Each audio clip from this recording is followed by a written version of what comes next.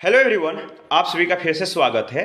यह केमिस्ट्री का डिस्कशन है और आज का टॉपिक है गैसीय नियम, गैस लॉ। अध्याय 7 है। तो चलिए स्टार्ट करते हैं। देखिए, पदार्थ की मुख्यतः 4 भौतिक अवस्थाएं होती है। कौन कौन सी? तो ठोस, द्रव, गैस एवं प्लाज्मा। गैसें अनिश्चित दिशा में तीव्र एवं अनवरत गति करते हुए परमाणुओं का समूह होती है। शुद्ध गैस एकल परमाणुओं, तात्विक अणुओं या विभिन्न प्रकार के परमाणुओं से बने यौगिक अणुओं से निर्मित होती है। इसके विपरीत गैसों के मिश्रण में एक से अधिक शुद्ध गैसों की उपस्थिति होती है। देखिए, वायु यानी एयर गैसों के मिश्रण का प्रमुख उदाहरण है, जिसमें nitrogen, oxygen, carbon dioxide, argon आदि गैसें पाई जाती है। गैसों के सामान्य गुण। गैसों में अंतर आणविक बल नगण्य होता है, इसीलिए गैसीय अणु परस्पर बंधे हुए न होकर ये प्रायः स्वतंत्र रूप से अनियमित गति करते हैं।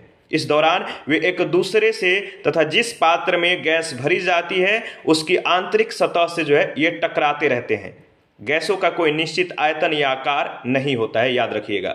गैसें जिस पात्र में, जैसे सिलेंडर, टायर, बोतल, गुब्बारे आदि, या स्थान जैसे कमरा, वातावरण आदि में रखी जाती है, ये उसी का आकार ग्रहण कर लेती है।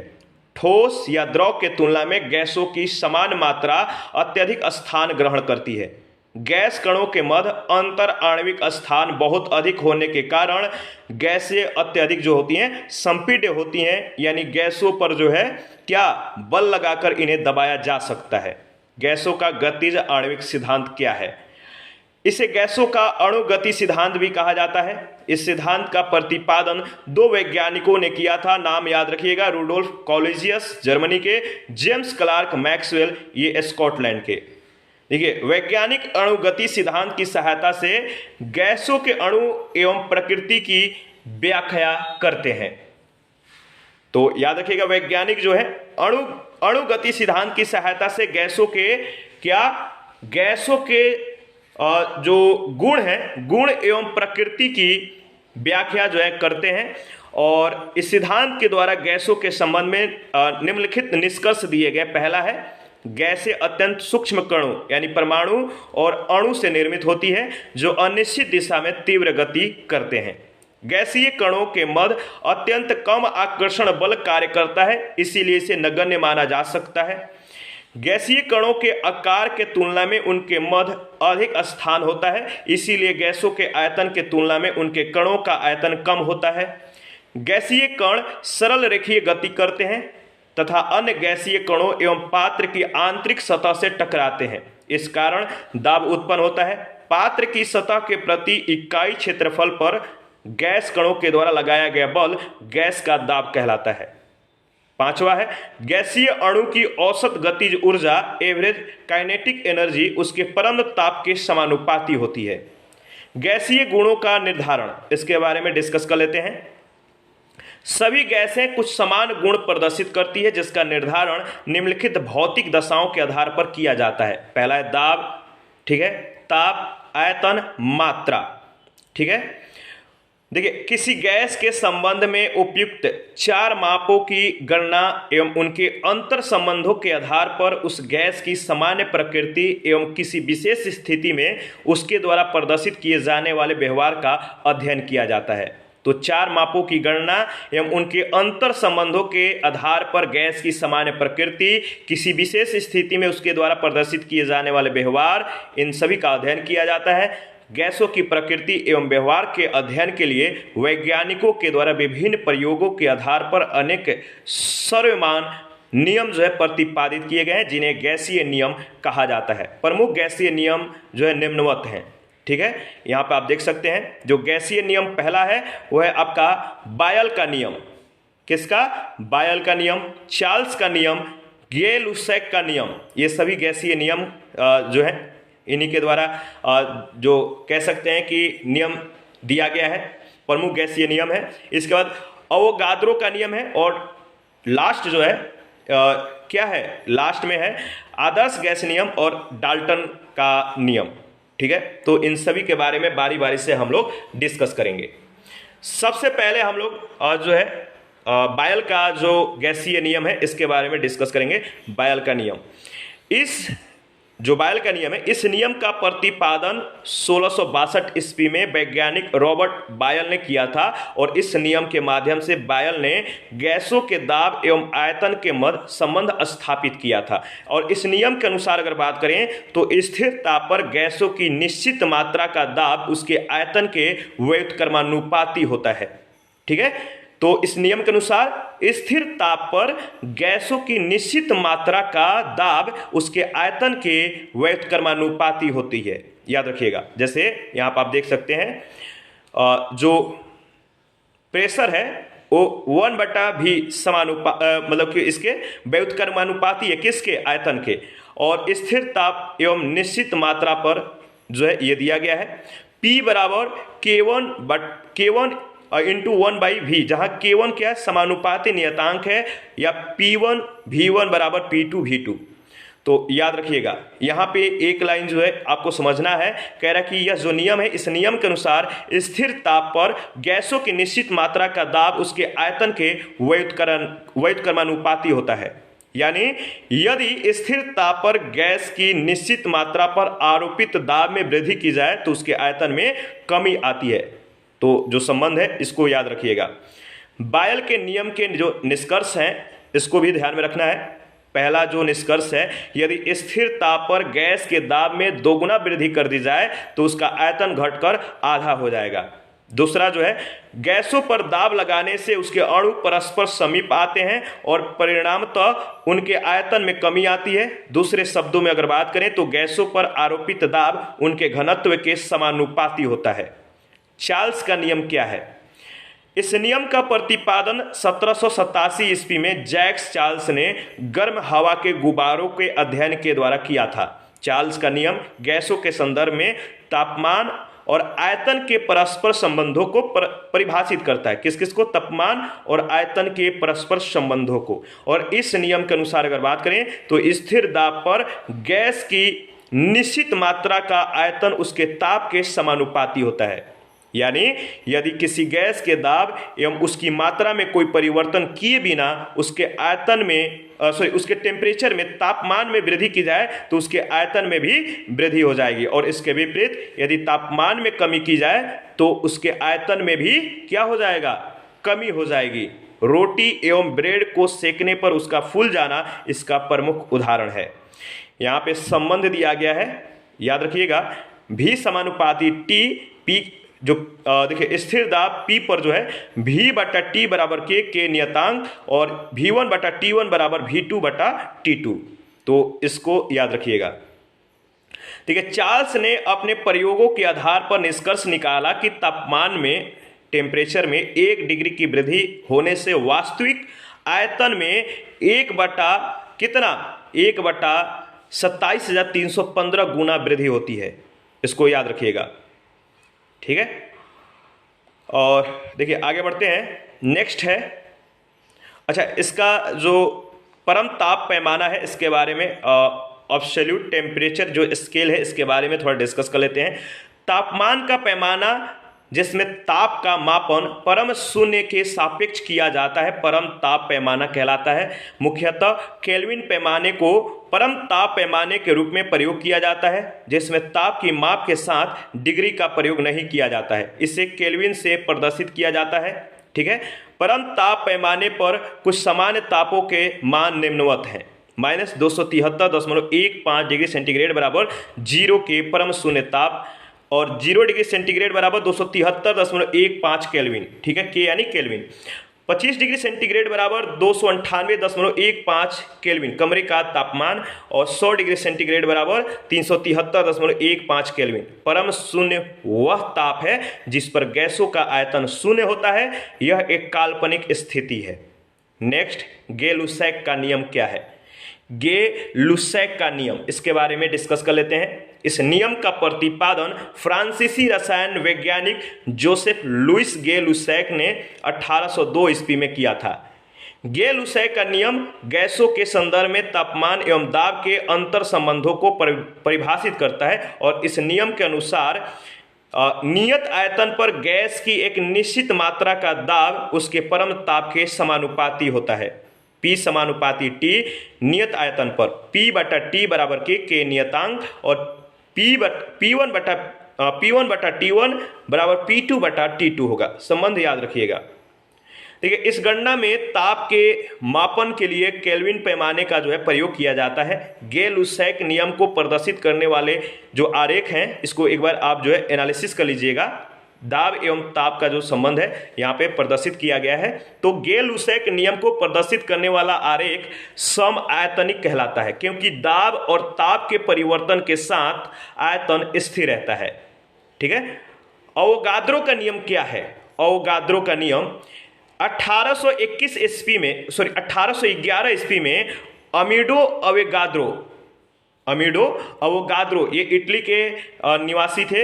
इन्होंने डाल्टन के परमाणु सिद्धांत तथा गेल-लुसैक के नियम के आधार पर एक अन्य महत्वपूर्ण गैसीय नियम को प्रस्तुत किया था। यह नियम गैसों के आयतन एवं उनकी मात्रा के मध्य संबंध को परिभाषित करता है।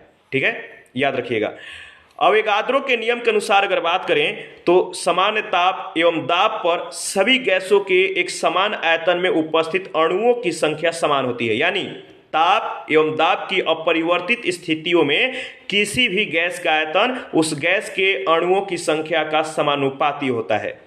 यहाँ पे आप देख सकते हैं V समानुपाती N स्थिर ताप एवं दाब पर V बटा N बराबर के। N क्या है? गैसों के मोलों की संख्या। एक मोल गैसों में याद रखिएगा कितने अणु होते हैं? तो 6.023 गुणे 10 के पावर 23 अणु। एक मोल गैस में कितने अणु? तो 6.023 गुणे 10 के पावर 23 के को अवोगाद्रो नियतांक कहा जाता है। तो V1 बटा N1 V2 बटा N2। अवोगाद्रो नियम के अनुसार यह निष्कर्ष निकाला जा सकता है या निष्कर्ष कहा जा सकता है कि ताप एवं दाब की अपरिवर्तित स्थितियों में प्रत्येक गैस का मोलर द्रव्यमान उनके जो मोलर द्रव्यमान है, मोलर मास जो है उसके डेंसिटी का समानुपाती होता है। ठीक है, इस संबंध को याद रखिएगा। नेक्स्ट है डाल्टन का नियम। यह नियम 1802 ईस्वी में जॉन डाल्टन के द्वारा प्रस्तुत किया गया था। इसे डाल्टन का आंशिक दाब नियम भी कहा जाता है। अक्रिय गैसों के मिश्रण में प्रत्येक गैस स्वतंत्र रूप से व्यवहार करती है और मिश्रण में उपस्थित अन्य गैसों से अप्रभावित रहती है। इस मिश्रण की प्रत्येक गैस एक दाब उत्पन्न करती है जिसे आंशिक दाब कहा जाता है। डाल्टन के आंशिक दाब के नियम के अनुसार गैसों के मिश्रण का कुछ दाब मिश्रण में उपस्थित सभी गैसों के आंशिक दाबों के योग के बराबर होता है। गैसीय मिश्रण का कुल दाब बराबर सभी गैसों के आंशिक दाबों का योग होता है। ठीक है, P1 plus P2 plus P3 plus P4 plus Pn तक। आदर्श गैस नियम क्या है? देखिए, गैसों के व्यवहार का विश्लेषण करने वाले तीन प्रमुख नियमों किन किन का? बायल का नियम, चार्ल्स का नियम एवं अवोगाद्रो का नियम, इनका संयोजन करने पर एक महत्वपूर्ण और उपयोगी नियम प्राप्त होता है। क्या नियम प्राप्त होता है? जिसे आदर्श गैस नियम कहा जाता है। यह नियम गैसों के आयतन और उनके ताप, दाब और मात्रा के मध्य संबंध को प्रदर्शित करता है। ठीक है, याद रखिएगा। देखिए, इसके बाद इसमें जो संबंध दिया गया है R बराबर सार्वभौमिक गैस नियतांक बराबर होता है 0.31 जूल बटा मोल केल्विन। आदर्श गैस समीकरण P गुणे V बराबर N गुणे R गुणे T। N क्या है? मात्रा, मोलों की संख्या, और T क्या है? परमताप केल्विन में, और दाब गुणे आयतन बराबर, याद रखिएगा। ठीक है, दाब जो है ATA में और आयतन लीटर में। देखिए, गैसों से संबंधित सभी प्रमुख चरों P, V, T, N इन सभी को एक समीकरण के रूप में प्रदर्शित करने के कारण इसे आदर्श गैस समीकरण भी कहा जाता है। आदर्श गैस क्या है? आइडल गैस वह गैस जिसके अणुओं के मध्य आकर्षण बल शून्य होता है, वे नगण्य स्थान घेरते हैं, आदर्श गैस कहलाती है। देखिए, आदर्श गैस एक काल्पनिक अवधारणा है जो व्यवहारतः संभव नहीं है। तो जो आदर्श गैस है एक काल्पनिक अवधारणा है जो संभव नहीं है व्यवहार में। आदर्श गैसों के प्रमुख गुण क्या है? देखिए, एक आदर्श गैस में बड़ी संख्या में एक समान अणु पाए जाते हैं। आदर्श गैस के द्वारा घेरे गए आयतन की तुलना में उसके अणुओं के द्वारा घेरा गया आयतन नगण्य होता है। आदर्श गैस के अणु न्यूटन के गति के नियमों का पालन करते हैं तथा वे अनियमित अथवा यादृच्छिक गति करते हैं। आदर्श गैसों के अणुओं को बल का अनुभव केवल संगठन के समय होता है और उनके संगठन में नगण्य समय लगता है। आदर्श गैसों के अणुओं के मध्य आकर्षण बल शून्य होने के कारण इन्हें ठोस या द्रव अवस्था में परिवर्तित नहीं किया जा सकता है और इस आधार पर ऑक्सीजन, हाइड्रोजन एवं हीलियम को आदर्श गैसों के समीप माना जाता है और इन्हें अस्थायी गैस यानी परमानेंट गैसेस भी कहा जाता है, क्योंकि इन गैसों का द्रवीकरण अत्यंत जटिल होता है। विसरण क्या है? विसरण यानी डिफ्यूजन शब्द लैटिन भाषा के डिफ्यूंडर शब्द से निर्मित है, जिसका अर्थ होता है फैल हो जाना। क्या हो जाना? टू फैल मतलब स्प्रेड, फैलना, फेल नहीं, FAIL वाला फेल नहीं। तो इसका अर्थ जो डिफ्यूजन है, डिफ्यूजन लैटिन भाषा के डिफ्यूंडर शब्द से निर्मित है और इसका अर्थ होता है फैल जाना, टू स्प्रेड आउट। परमाणुओं और अणुओं का उच्च सांद्रता वाले क्षेत्र से निम्न सांद्रता वाले क्षेत्र की ओर प्रवाह विसरण कहलाता है। ठीक है, याद रखिएगा। विसरण की प्रक्रिया तब तक चलती रहती है, विसरण की प्रक्रिया जो है तब तक चलती रहती है जब तक दोनों क्षेत्रों की सांद्रता सामान्य न हो जाए। जैसे जल में स्याही की बूंदें डालने पर स्याही के अणु जल के अणुओं के मध्य विस्तृत होकर समांगी यानी समान सांद्रता वाले मिश्रण का निर्माण करते हैं। देखिए गैसों में विसरण क्या है, गैसों में विसरण के बारे में हम लोग डिस्कस करेंगे।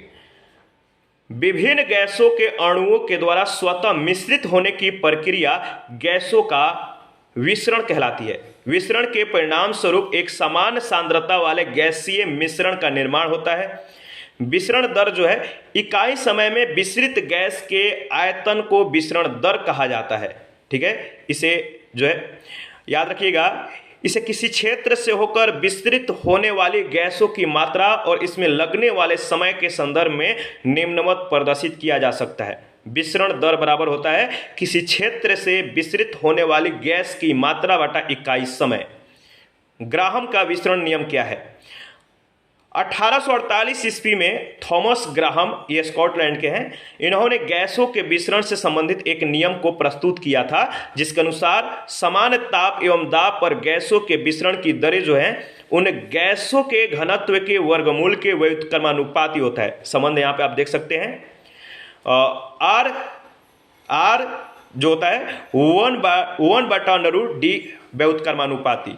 ठीक है, R1/R2 बराबर √D2/D1, R1/R2 बराबर M2/M1 √M क्या है? मोलर द्रव्यमान है। तो क्या इसमें जो इक्वेशन है क्या है कि इसमें कहा गया है कि यह नियम जो है जिसके अनुसार समान ताप और दाब पर गैसों के विसरण की जो दरें हैं उन गैसों के घनत्व के वर्गमूल के डेंसिटी के वर्गमूल के व्युत्क्रमानुपाती होता है। ठीक है, संबंध समझ में आ गया।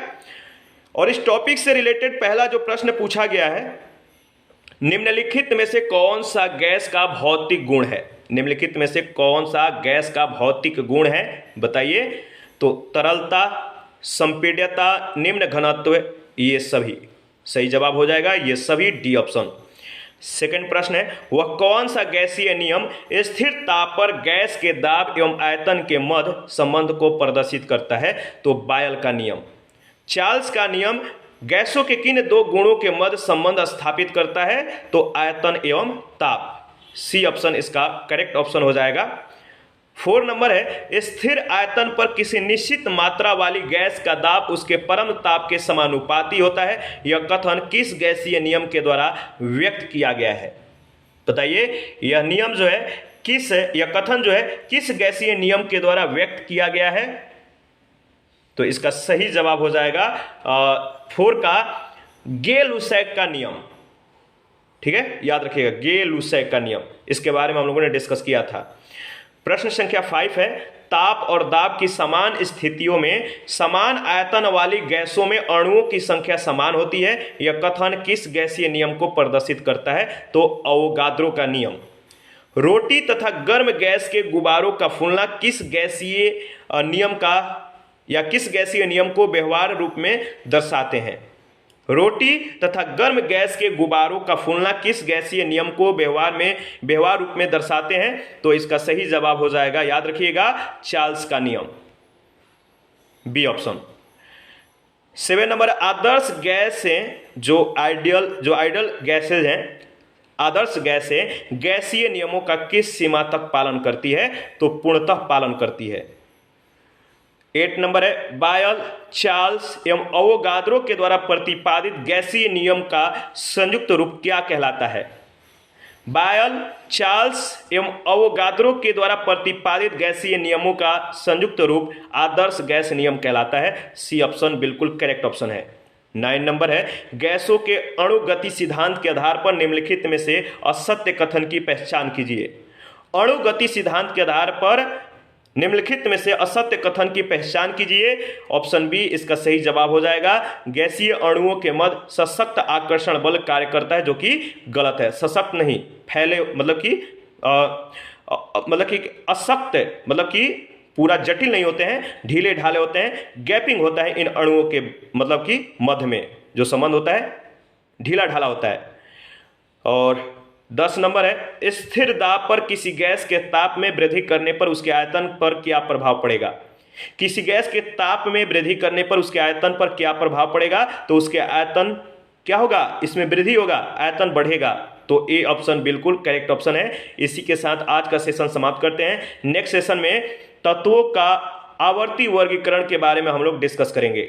आज का सेशन यहीं पे समाप्त करते हैं। आप अपना प्रतिक्रिया जरूर दीजिए, आपके प्रतिक्रियाओं का हमें बेसब्री से इंतजार रहता है। जिन लोगों ने Telegram channel, Telegram quiz group, Facebook page, Instagram को ज्वाइन नहीं किया है, वीडियो के डिस्क्रिप्शन बॉक्स में उसका लिंक है, आप ज्वाइन कर सकते हैं। और जिन लोगों को पीडीएफ चाहिए कमेंट कर सकते हैं, या Telegram channel, Telegram quiz group या चैनल के कम्युनिटी बॉक्स में जाइए, वहां पे इसके रिगार्डिंग में इंफॉर्मेशन को शेयर कर दिया गया है। थैंक यू, मिलते हैं नेक्स्ट सेशन में। अभी के लिए इतना ही।